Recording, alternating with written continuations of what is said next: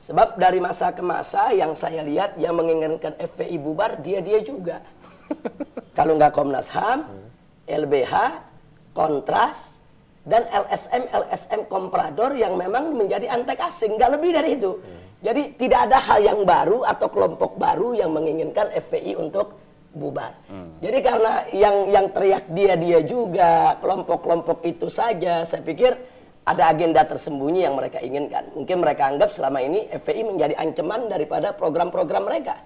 Saya kasih contoh yang real, bagaimana Komnas HAM misalnya ikut serta di dalam kontes waria yang dilakukan di Depok.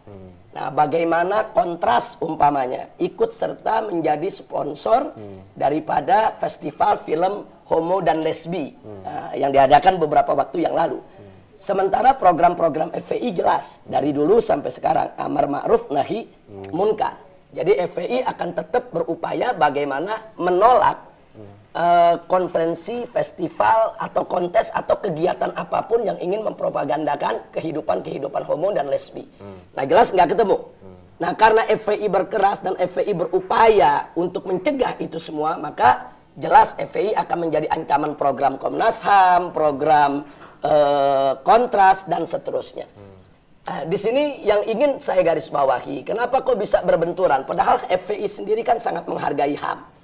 Komnas HAM kan juga menghargai HAM. Nah perbedaannya satu, HAM yang diangkat oleh Komnas HAM adalah HAM ala barat. Yang homo boleh, lesbi boleh, kehidupan ada penyimpangan seks, kebebasan juga boleh. Sementara FPI, HAM yang diangkat adalah HAM yang tidak melanggar nilai-nilai syariat. Tapi kan begini, Bib. Ya.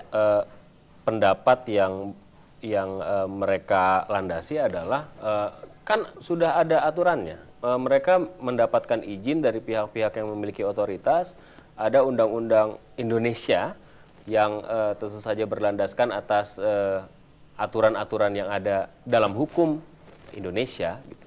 Dan itu diperbolehkan.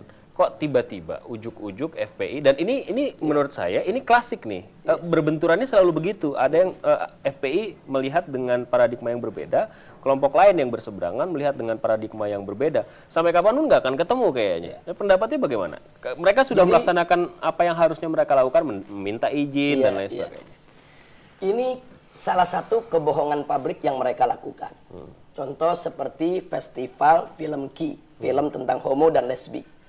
Setelah kami telusuri, kami tanyakan ke Kementerian Luar Negeri, apakah itu ada izin? Ternyata Kementerian Luar Negeri tidak tahu menahu.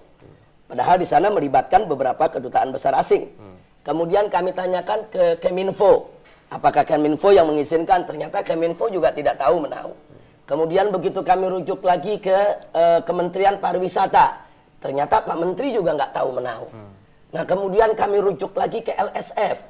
Ternyata LSF menyatakan tidak satu film pun yang dikonteskan, yang difestivalkan, yang diserahkan untuk diperiksa oleh LSF.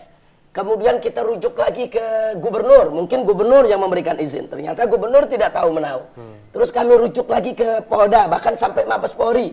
Ternyata Mabes Polri juga tidak pernah dihubungi.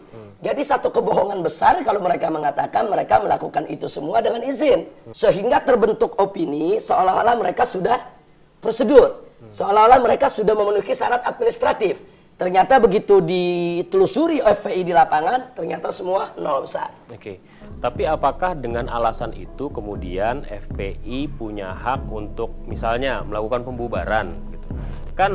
Kan ini juga yang selalu jadi pertanyaan buat masyarakat. Kenapa sih FPI seperti above the law gitu? Kenapa seperti FPI itu ada di atas hukum? Ada polisi, ada penegak hukum. Ini kok FPI seperti main sendiri?